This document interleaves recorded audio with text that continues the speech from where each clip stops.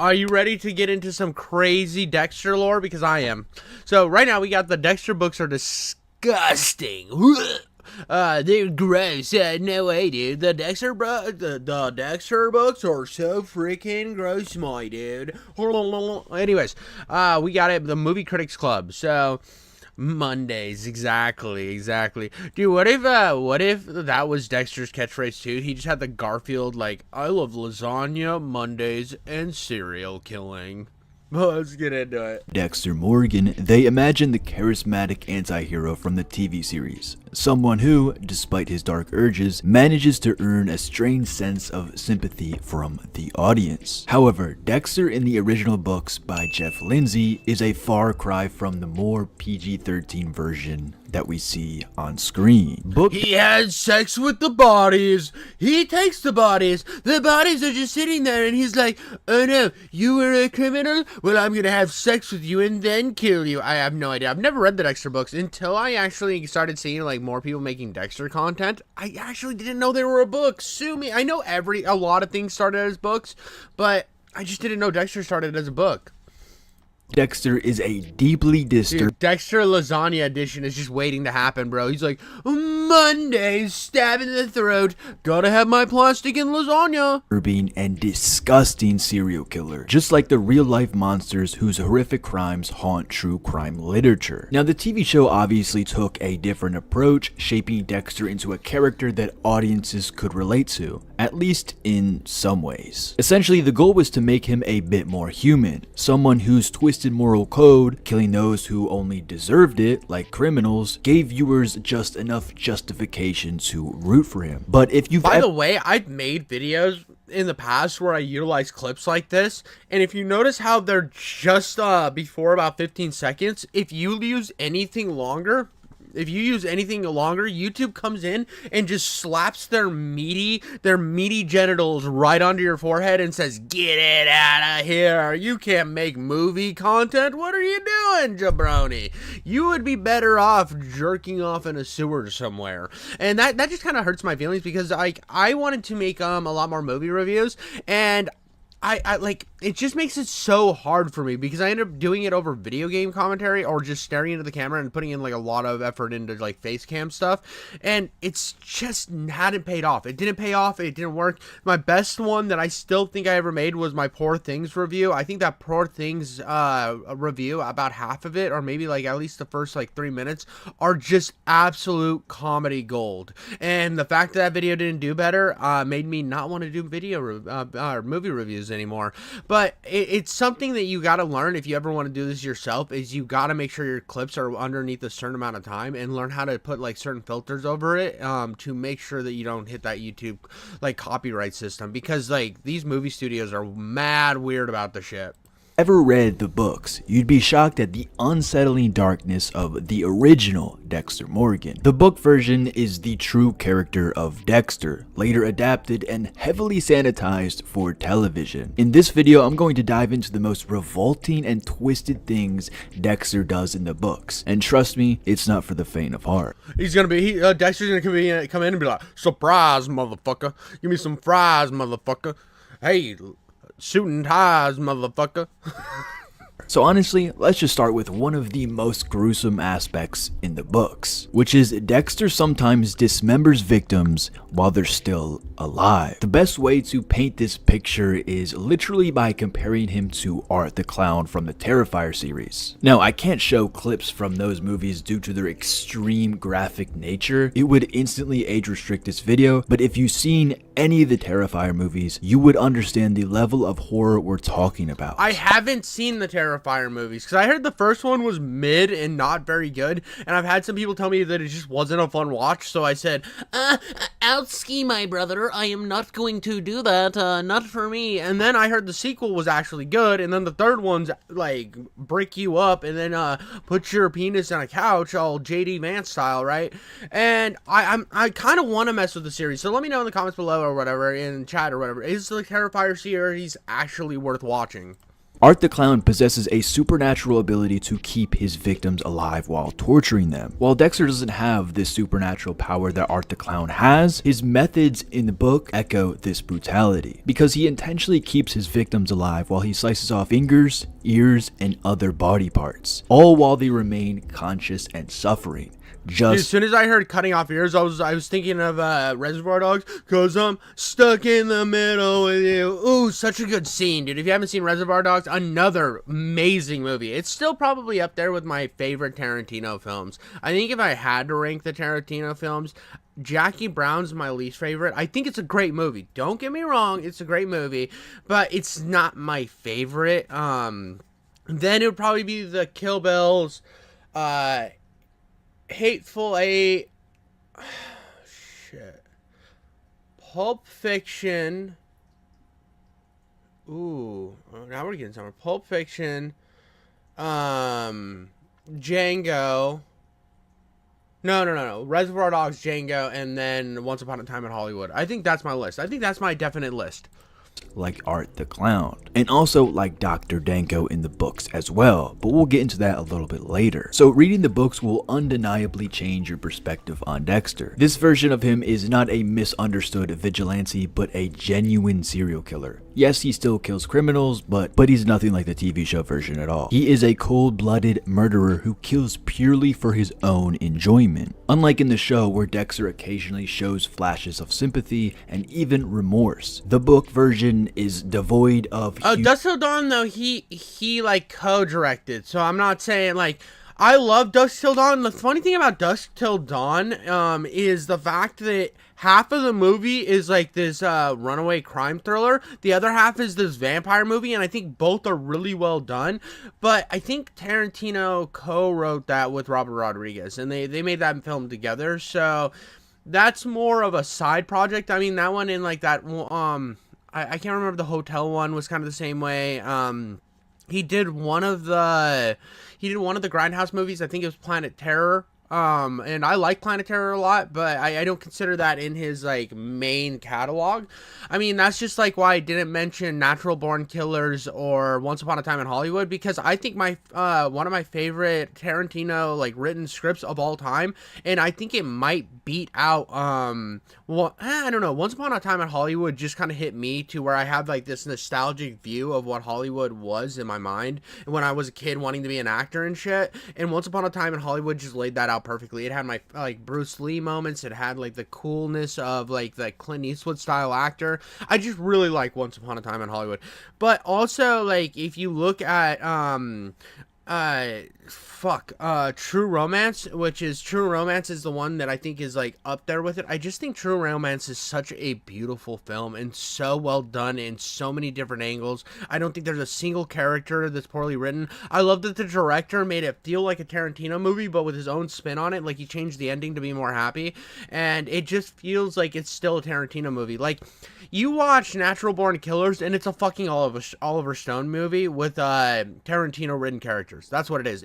Oliver Stone took his dick out and just jizzed the fuck over all of that movie. And Oliver Stone's so hit and miss for me. Like, don't get me wrong, I love like Platoon and there's that other one he made with Charlie Sheen. I think it's Wolf of Wall Street or whatever. I think Oliver Stone has like some really great movies, but he also has a lot of shit, like the Doors movie. I love Val Kilmer. He just actually passed, which is pretty sad. I love his documentary. If you haven't seen the documentary Val, watch that shit. You'll cry, dude. But I think he was the perfect cast for Jim Morrison, but the movie itself is kind of mid.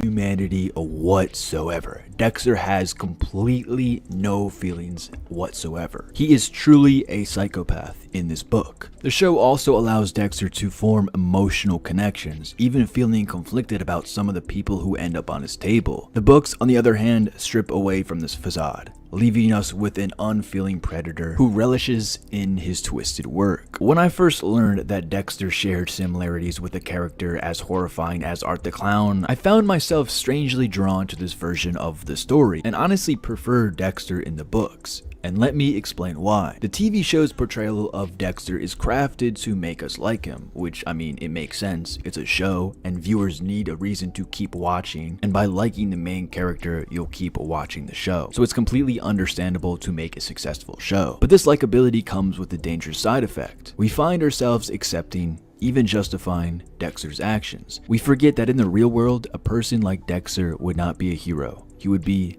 a monster. This brings to mind the anime Death Note and its protagonist Light Yagami. So Light believes he is delivering justice by killing criminals, but his god complex leads him down a dark path. He begins to kill not just criminals, but also innocents, FBI agents, and even his greatest rival, L, all to maintain his vision of himself as a god, and also his innocence. And I think that the first few seasons of Dexter kind of show him like going down this path, but they never actually capitalize it. And that's one of the big, I love Dexter all the way through. I didn't watch the like reboot of Dexter, but all the way through to season, I think it was 6, where he like drops his sister in the water. Spoilers if you haven't seen Dexter after like 20 fucking years or whatever. But he drops his sister in the water and then becomes a fucking lumberjack. It's so gay, dude. It's so gay. I did not like that ending at all, even a little bit. But I think that they could. I think after his wife died, I think it would have just been more interesting if he would have just gone in a really dark route and he became just this brutal fucking monster, and it just ended with this insane, like over the top Sopranos level like brutality. You know what I mean? Not maybe Sopranos is probably a bad example, but just ended him with just being on the run and losing it completely and becoming manic, kind of in the same way as like a Death Note, where he just kills indiscriminately now and he's lost all humanity and goes kind of more toward the books. I think that would have been a really cool twist. We're playing whataboutisms anymore, so it really doesn't matter. I just think it would have been cool to watch Dexter just go fucking ape shit wild, killing everybody. But primarily God. Similarly, Dexter, though he may not see himself as a god, he acts like one, deciding who lives and who dies. This is a dangerous power, one that no human should wield. The book's portrayal of Dexter serves as a reminder that we should never sympathize with the serial killer, whether fictional or real. And it only gets darker from here. Like, do you remember Aster and Cody, Rita's 2 children? They are portrayed as just regular kids, also traumatized by their mother's death, but ultimately, they're pretty innocent. However, in the books, they show early signs of sociopathy. Rather than seeking professional help or finding an alternate solution, Dexter takes matters into his own hands. He begins teaching them the code of Harry, the same twisted set of rules that turned him into the killer that he is currently. It's a cycle of history repeating itself. Just as Harry recognized Dexter's sociopathic tendencies and thought his only option was to harness them, Dexter now sees the same darkness in Aster and Cody and chooses the same path. But what does this mean for their future? If Dexter is the mentor, keep in mind this is book Dexter, what kind of monsters might Aster and Cody become under his guidance? The books leave us with an unsettling sense of doom, suggesting that Dexter's legacy of blood may not end with just him. Instead of breaking the cycle, he perpetrates it, raising a new generation of killers molded in his image. The books remind us that monsters often wear human faces, and the scariest part is when we find ourselves drawn to them. So if you think that you know Dexter Morgan, think again. The books show us who he truly is, an unrepentant killer whose darkness cannot be redeemed. And I get it, I've also found myself sympathizing with Dexter in the show. It's easy to do, and it doesn't mean that there's anything wrong with us. Liking show Dexter doesn't mean that we'd actually support a real-life serial killer or that we're bad people. But what I'm really trying to say is that it's important to keep these things into perspective. No matter how much of an anti-hero he seems to be, Dexter isn't truly the good guy. It's okay to enjoy his character and appreciate the storytelling, but we shouldn't lose sight of the fact that his actions, if they were real, would be terrifying. The show does a great job of blurring the lines between right and wrong. Well, and the thing that the show does, here's the thing, like, because I keep bringing this comparison in my head, the show is like, what if the Punisher was a serial killer, is what it feels more like, right? It shows a man who still has the ability to be empathetic, but is not quite fully there, has like issues where he doesn't feel, but does feel at the same time. Sometimes it's to like, as a cover, sometimes he actually does like have emotions, and it's rare, but it does happen. And it's one of those things that it humanizes him to where it's like, maybe he wasn't as bad as his dad and everybody thought, and he's just now has this code, and he's starting to believe in the code and be a better person because of it. And you start to see these like parallels with kind of like anti-heroes, much like a Punisher or Spawn or any of these heroes that actually kill their villains. It seems more like that. It's almost like a comic book type story instead of a brutal look at a real life serial killer. At the end of the day, Dexter is still a killer driven by his own dark urges. It's this complexity that makes him such an interesting character, but it also serves as a reminder that sometimes even the most likable characters can hide truly dark sides. And also, I wanted to talk about how James Dokes was treated in the books. And also, by the way, his full name wasn't even James Dokes in the books. His name is actually Albert Dokes. Yeah, Albert Dokes. Like, what? So in the TV show, dies in an explosion, but the books take his story to a much darker place. So in Dearly Devoted Dexter, Dokes is captured by Dr. Danko, a sadistic torturer who uses a method called the pieces of you. So Dr. Danko basically slowly cuts off his victims' body parts while keeping them alive, kind of just like Dexter did. He doesn't just want to cause pain, he wants to completely break his victim. Dude, that's brutal, bro. He's like, surprise, motherfucker. That's my thighs, motherfucker. That's my eyes, motherfucker. By the time Dexter and the police find Dokes, he lost his hands, feet, tongue, eyelids, and more. He is still alive, but he's trapped in a broken body, fully aware of what's happened to him, but unable to do anything about it. The books make his suffering much more intense and drawn out. He survives the torture, but he is left severely disabled and unable to speak. So yeah, this is just some of the craziest stuff the book has gone into. It's just absolute. By the way, Dokes was the only cop in the show that was actually a good cop that could figure shit out. Or I mean, not in the book, in the show. I always loved it. He was one of my favorite characters. So when he was gone, it did leave a real big hole in the show.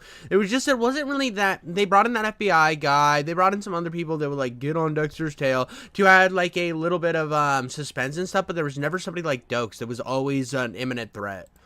Sinister. It's insane. But at the end of the day, I highly recommend the books, and if you want to check them out for yourself, go ahead. Yes, the books are pretty disturbing, but I'm glad that we didn't get a picture book.